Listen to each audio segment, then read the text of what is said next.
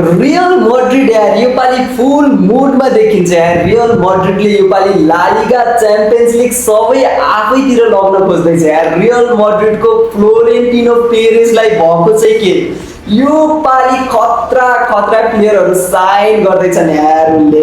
योभन्दा अगाडि Ibrahima Konate, त्यसपछि डेन्जल डम्फ्रिज, त्यसपछि ल्याएको थियो मार्क कुकुरेला र बर्नार्डो सिल्भा।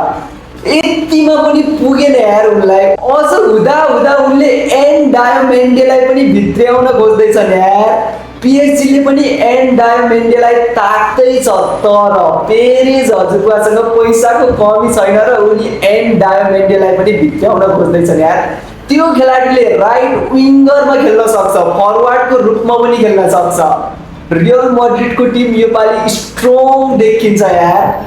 अनि तिमीहरूलाई के थाहा छ, भिनिसियस जुनियरको न्यू लुकले रियल मड्रिडको झन् शोभा बढाएको छ यार। भिनिसियस जुनियरलाई आर्सेनलले ताक्दैछ, तर मलाई लाग्छ भिनिसियस जुनियर रियल मड्रिडबाट कहीँ पनि जाँदैनन्। अनि भिनिसियस जुनियरको लुक हेऱ्यो भने नि योपालि त रियल मड्रिडको हरेक टिम फर्ममा छ यार। तिमीहरूलाई के लाग्छ, योपालि रियल मड्रिडले सबै कुरा जित्न सक्ला त? के लाग्छ कमेन्ट गर।